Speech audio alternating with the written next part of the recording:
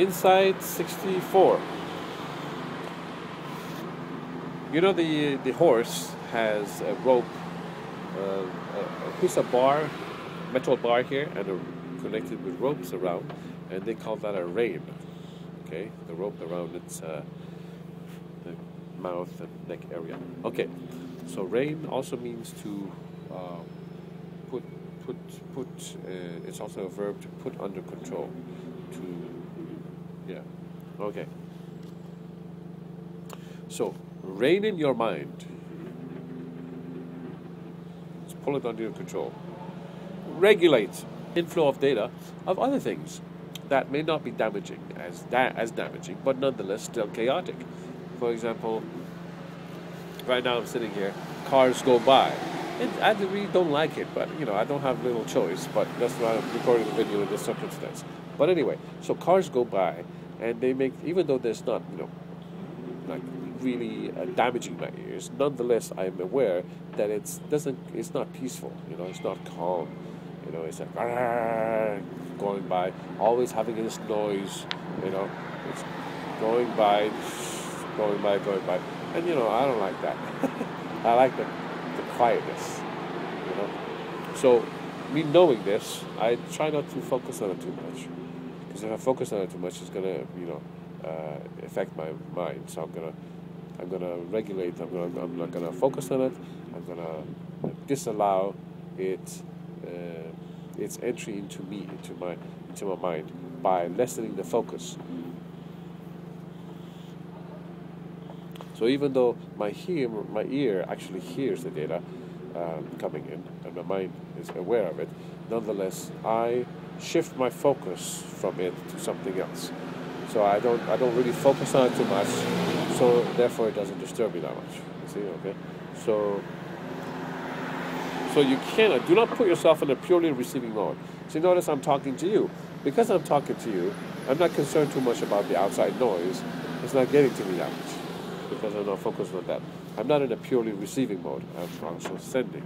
Also, if I was not sending, I would be doing something else, or sitting there relaxing and being a state of peace, enjoying the peace within.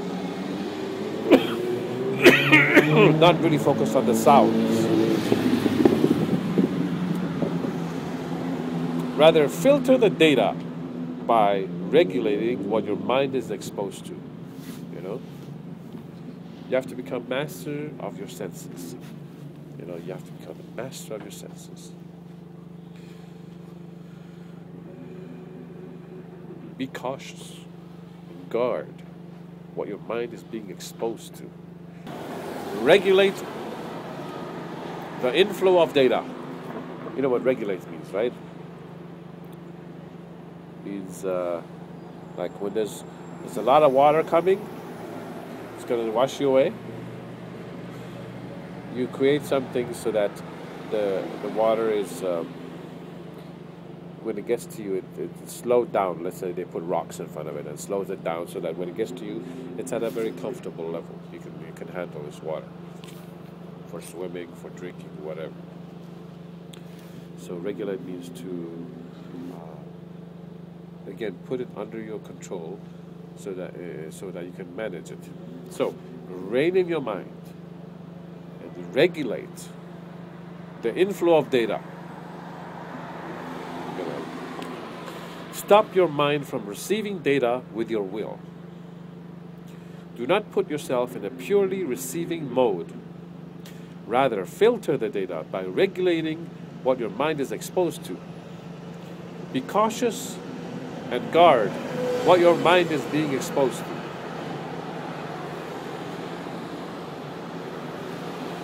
So you gotta rein in your mind.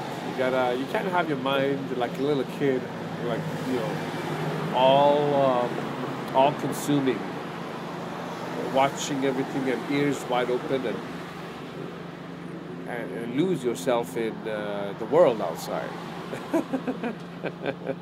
You know, rein in your mind, pull your mind in, under your control. Be established in yourself. You gotta regulate the inflow of data. Data is coming, all sorts of data is coming. You can't just take it in and be in a receiving mode. Stop your mind from receiving data with your will. How do you do that? By do not put yourself in a purely receiving mode. Have you noticed that sometimes when you talk to somebody, you're not really listening to the other person? You're not in a receiving mode. And when they stop talking, you just blurt out what you want to say. You're in a sending mode. Whatever is the opposite of receiving. You're giving. So that's the modes you're in. A type of mode which is you're receiving, or you're giving back, or you're sending, or you're being active. So do not put yourself in a purely receiving mode. Don't allow yourself to simply just take it all in. A purely receiving mode. No, you're not supposed to be like that. No. You want your mind to be under your control. You can't allow your mind to just say, hey, open door policy, everything come in, all the flow of info of data. Just like your house. You have a house or you have a room. You're not going to leave your room open and invite everybody to come in, do whatever they want to it. No. Same with your mind. The same. Your mind, you cannot allow any and everything to just come in anytime. No. Small example for that. Let's say you have sometimes the siren of a police car or ambulance comes by. Sometimes the sound is quite screechingly loud. Or let's say you're in a place where they're conducting the fire drills, and the fire drill comes on and it's very loud bell noise. Or you're in other circumstances where some loud, obnoxious noise comes, and it's physically hurting your ears, so you go like this, you put your hands on your ears because you just can't handle the amount of large, loud sound it has, What are you doing? The sound is too much, you notice, and you go, because physically damaging your ears, you can damage your ears, right? The same is true with inflow of data. I remember once I was at a place, and this person was asking me a question. I was at a job. I was behind the cash register, and anyway, so the lady asked me about this certain flyer that was there, and I said, "Oh, this flyer is about this person," and I was trying to. Then I stopped and tried to think of myself of how I'm going to phrase my next sentence about this person, because the person is involved in quite a lot of stuff, and I was trying to figure out how to form my sentence to say it more clearly, in a clear and brief, concise manner to the person. I just took just a very short pause, not even 2 seconds long yet, and the person, not even 1 second pause yet, and then the person quickly interrupts and says, "Well, that doesn't say much." In other words, the person said, "What's this about?" Then I said that this is this person, and I was taking just a pause to think of how to elaborate more on this person. The person says, "Well, that doesn't say much." And I said, "Oh my God, okay, this is a person that is interrupting and is not does not understand that requires time to think of how to say what I want to say." So I said, "Well, I have to be even more cautious of how I interact with this person." Anyway, to brief you, so I was sitting behind the counter, and eventually she goes, "Are you going to tell me about this?"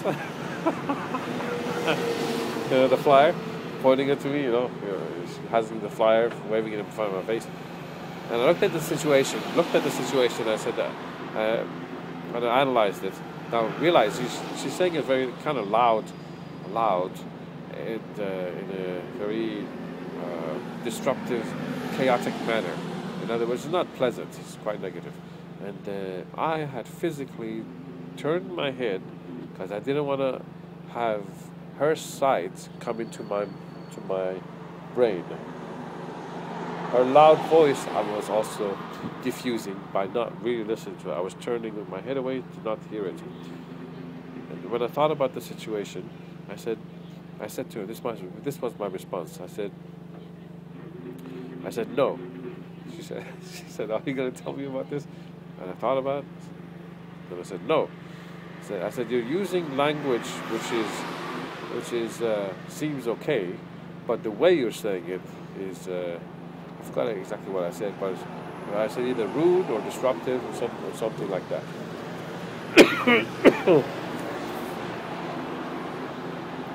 So you gotta be cautious on guard. That's the looking away and turning your ears away so it doesn't affect your mind. Because you want to remain objective, unbiased, without bias, conscious and aware, not under the influence of what data that is coming into you. Because if the data does come into you, and it's possible that you'll be affected quite strongly. You might get mad, you might get upset. I was not upset. I was collected, and I just didn't like to engage with this person, so I said no. Yeah, something like that. Okay, good.